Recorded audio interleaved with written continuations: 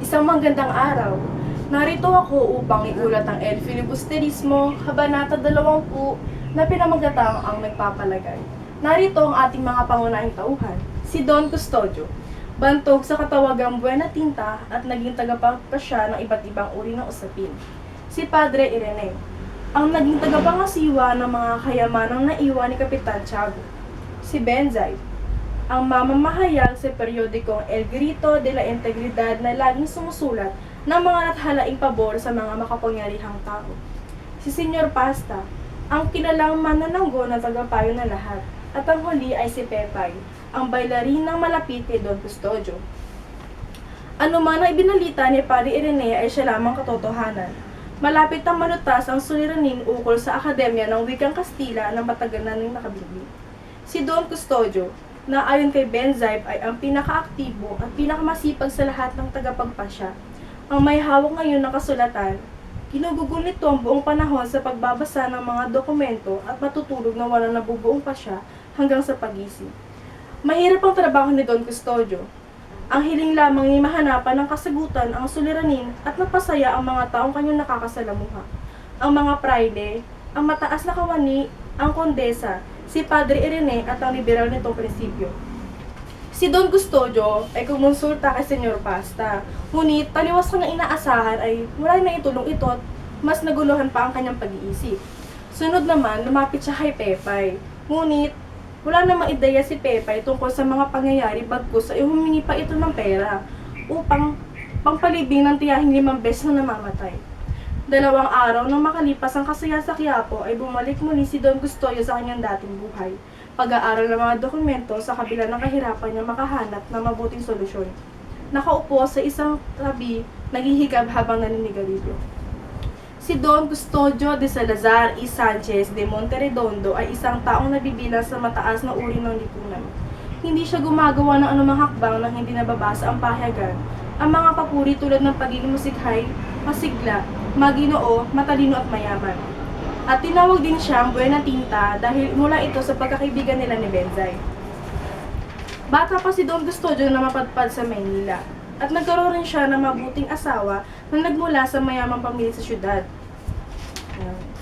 Sa kabila ng maraming katungkulan na nakaatang kay Don Custodio, hindi naman siya may bibilang sa mga opisyal na walang inatupag kundi ang matulog lalo na kapag nagkakaroon ng pagpupulong.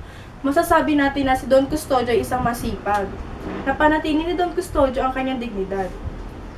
At ipinayo rin niya ang tungkol sa pagpapahinog ng prutas. Ito yung isa sa kanyang mga talumpati na hindi rin nakakaligtaan ni tungkol sa ikalawang ginagamitan ng langis na nyug at ilawang ginagamitan ng gaas. Isang konsihala nagpanukala na sa halip na gamitin ang nakasanay na ilawang dilangis ay bakit hindi raw ito palitan ng ilawang digas. Ngunit hindi sumang-ayon si Don Custodio doon sapagkat magkakaroon ng pagbabago at pagtatapos sa industriya ng langis. Dumating ang araw na pinayuhan siya bumalik ng Espanya upang malutasan ang kanyang karamdaman sa atay. Nagtala sa mga pahayagan ng paghahambing sa kanya sa isang anteyo na kailangan bumalik sa ilang bayan upang manumbalik ang lakas. Ngunit nakita na lamang ng Buena Tinta ang kanyang sarili na nasa korte ng Espanya. Si Don Custodio nakaramdam siya ng panliliit sa kanyang sarili. Hindi rin siya kinikilala sa lugar na iyon dahil at hindi niya maintindihan ng mga pinag-uusapan ng mga tao sa Madrid kaya't mayroon siyang kakulangan sa edukasyon na dahilan ng kanyang hindi pagbibigay ng importansya sa kanya ng mga tao sa Madrid. Kaya hindi rin siya nakatiis ng isang taon ay bumalik rin siya sa Pilipinas. Ngunit naglaho agad ang interes ukol sa mga kwentong Madrid dahil na rin sa kakulangan ng oposisyon. Hindi niya rin binabasa ang mga pahayagang mula pa sa Espanya dahil kapag dumarating ang mga ito ay bagkus-bagkus at tuwing susulyapan niya ay tila nais niyang matulog. Ngunit hindi rin naman tamad si Don Custodio. Ganun na lamang kung ipagmalaki niya ang kanyang pagiging liberal na sa tuwing tatanungin ng kanyang opinyon sa mga Indio, ay tahasan niyang sasabihin na angkop sa mga kututubo ang mga gawaing pangkamay o yung mga may kinalaman sa sining. Ngunit kapag may narinig siyang isa sa mga ito na naging mahusay sa aspetong walang kinalaman sa gawaing mekanikal at sa halip ay medisina, kimika o filosofiya, sabihin niya nagtataglang ito ng dugong Espanyol. Mahal ko ang mga Indio ng buong puso. Kaya nga tumatayo ako bilang ama tagapagtanggol nila, ngunit may ipinapanganak para mamuna at mayroon din upang manilbihan.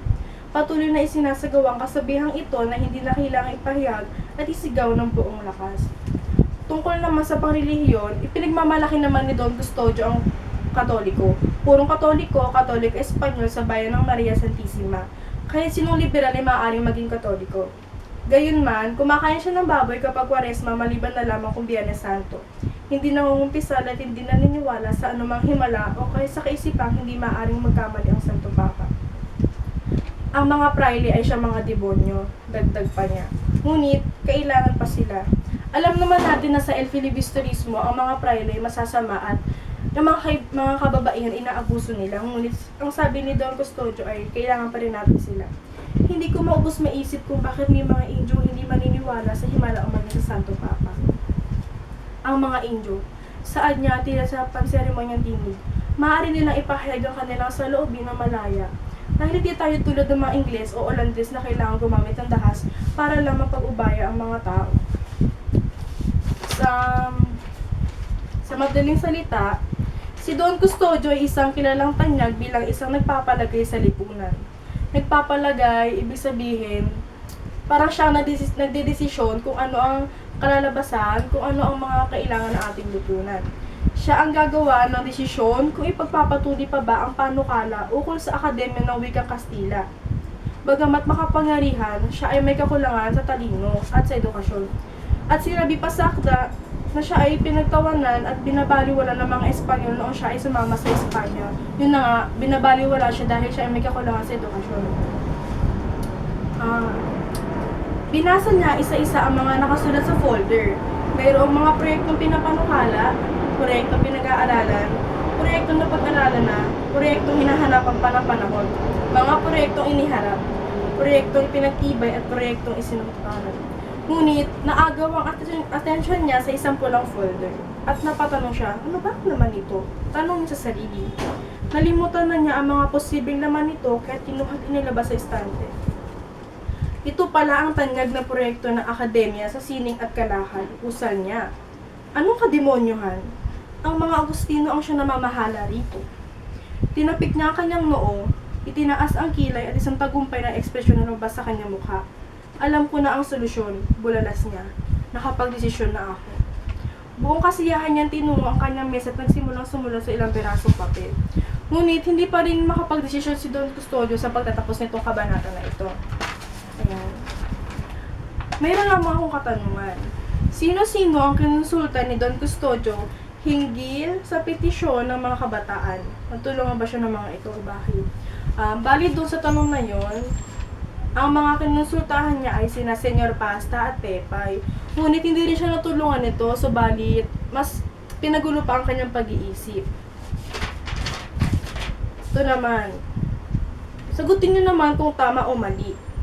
Katulad sa Pilipinas, kilala at tanyag din si Don Custodio sa Espanya. Ang sagot ay mali. Di ba nga, nung nagpunta siya sa Espanya, binabaliwala siya ng mga tao doon dahil nga sa kakulangan niya sa edukasyon. Malaki ang naitulong ni Senyor Pasta sa pagdidesisyon ni Don Custodio ukol sa petisyon ng mga kabataan. Base nga sa kabanata, walang naitulong si Senyor Pasta kay Don Custodio, subalit mas ginulo pa nito ang kanyang pag-iisip. Yun lamang.